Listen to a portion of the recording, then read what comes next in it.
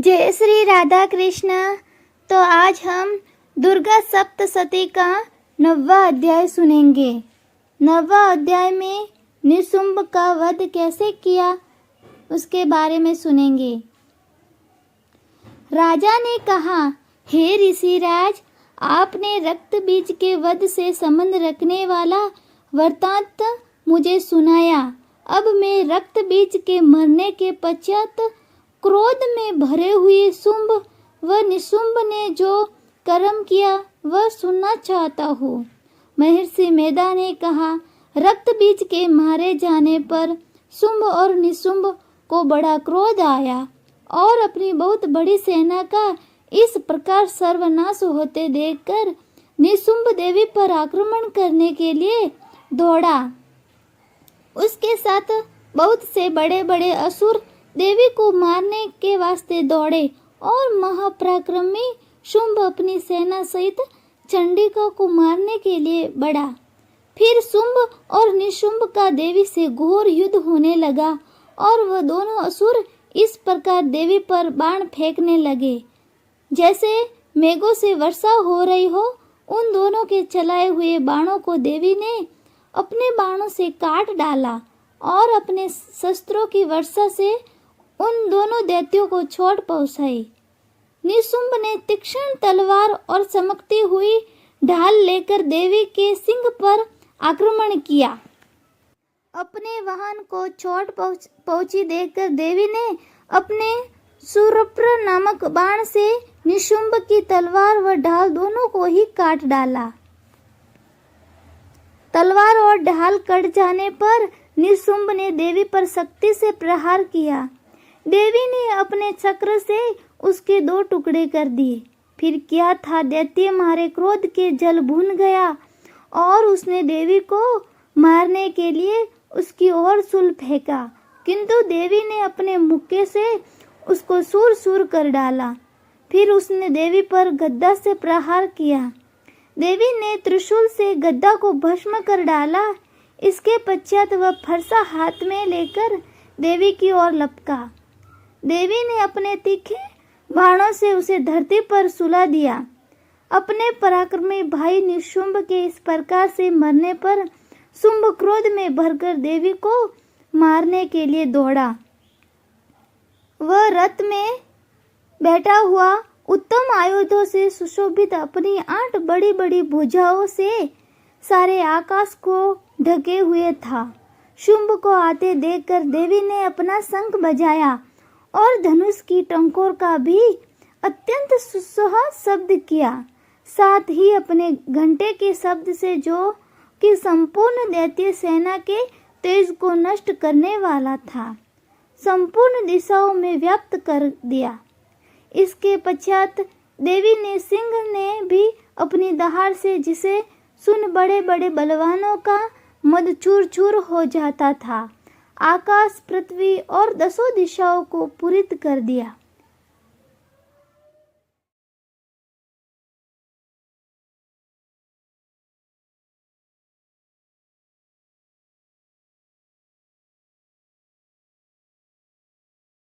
फिर आकाश में उछलकर काली ने अपने दांतों तथा हाथों को पृथ्वी पर पटका। उसके ऐसा करने से ऐसा शब्द हुआ जिससे कि उससे पहले के सारे शब्द शांत हो गए। इसके पश्चात शिवदूती ने असुरों के लिए भय उत्पन्न करने वाला अट्टहास किया, जिसे सुनकर दैत्य थर्रा उठे और शुंभ को बड़ा क्रोध आया। फिर अंबिका ने उसे, अरे दुष्ट, खड़ा रे, कहाँ तो आकाश से सभी देवता जय हो बोल उठे। शुंभ ने वहां आकर ज्वालाओं से युक्त एक अत्यंत भयंकर शक्ति छोड़ी, जिसे आते देखकर देवी ने अपनी मोहल्का नामक शक्ति से काट डाला। हे राजन, फिर शुंभ के सिंहनाद से तीनों लोक व्याप्त हो गए और उसकी प्रतिध्वनि से ऐसा घोर शब्द हुआ जिसने इससे पहले के शब्दों को जीत लिया। शुंभ के छोड़े बाणों को देवी ने और देवी के छोड़े बाणों को शुंभ ने अपने बाणों से काट सैकड़ों और हजारों टुकड़ों में परिवर्तित कर दिया। इसके पश्चात जब चंडिका ने क्रोध में भरसुंभ को त्रिशूल से मारा तो वह मूर्छित होकर पृथ्वी पर गिर पड़ा। जब उसकी मूर्छा दूर हुई तो वह धनुष लेकर आया और अपने बाणों से उसने देवी काली तथा सिंह को घायल कर दिया। फिर उस राक्षस ने 10,000 भुजाएं धारण करके चक्रादि आयुधों से देवी को आच्छादित कर दिया। तब भगवती दुर्गा ने कुपित होकर अपने बाणों से उन चक्रों तथा बाणों को काट डाला। ये देखकर निशुंभ हाथ में गदा लेकर चंडिका को मारने के लिए दौड़ा। उसके आते ही देवी ने तीक्ष्ण धार वाले खड्ग से उसकी गदा को काट डाला। उसने फिर त्रिशूल हाथ में ले लिया। देवताओं को दुखी करने वाला निशुंभ त्रिशूल हाथ में लिए हुए आता देखकर चंडिका ने अपने शूल से उसकी छाती पर प्रहार किया और उसकी छाती को चीर डाला। शूल विदीर्ण हो जाने पर उसकी छाती में से एक उस जैसा ही महापराक्रमी दैत्य ठहर जा कहता हुआ निकला। उसको देखकर देवी ने बड़े जोर से ठहाका लगाया। अभी वह निकलने भी न पाया था कि उसका सिर अपनी तलवार से काट डाला। सिर के कटने के साथ ही वह पृथ्वी पर गिर पड़ा। तदंतर सिंह दहाड़ दहाड़ कर असुरों का भक्षण करने लगा और काली शिवदूती भी राक्षसों का रक्त पीने लगी। कौमारी की शक्ति से कितने ही महादैत्य नष्ट हो गए।